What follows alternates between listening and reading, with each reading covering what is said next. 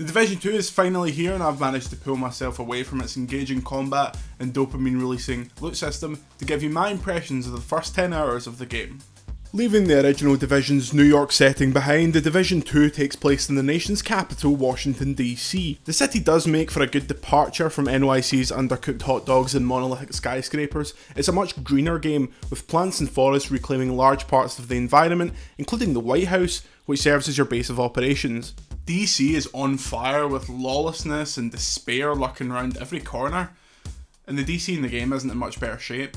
The opening missions are very similar to those found in the original game. It's a lot of running through buildings that will regularly open up into smallish arenas for enemies to filter through until you hit the required body count. I don't think this is necessarily a bad thing. While the actual structure isn't massively interesting, a much more sophisticated bunch of AI deplorables make fights tense affairs, with enemies regularly finding their way behind you and hunting in packs. These encounters are made even better by the wide variety of weapon types and speed at which you acquire new ones. I've not had time to get attached to a weapon because I'm so frequently finding new, better ones during missions.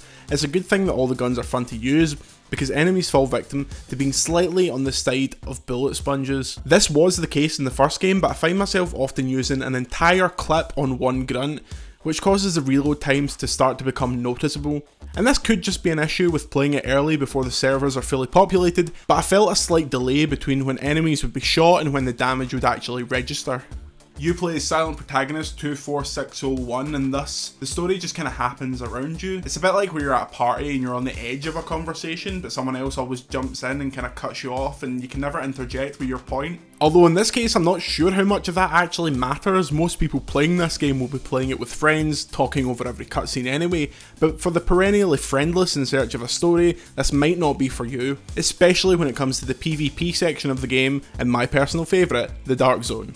Without question, the best part of the original game was grouping with your friends and heading into the Dark Zone. In this area, players fight with other players over high tier loot, but that's just surface level.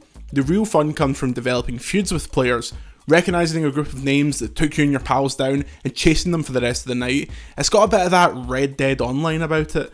It's still a highlight of the game, but it further emphasises that this is simply a better experience when playing with friends. I'm really enjoying my time with the game thus far. I was a big fan of the original, even in its somewhat content thin release state. So with Ubisoft's track record of making sequels that are the thing you liked, but here's more, I'm fully on board.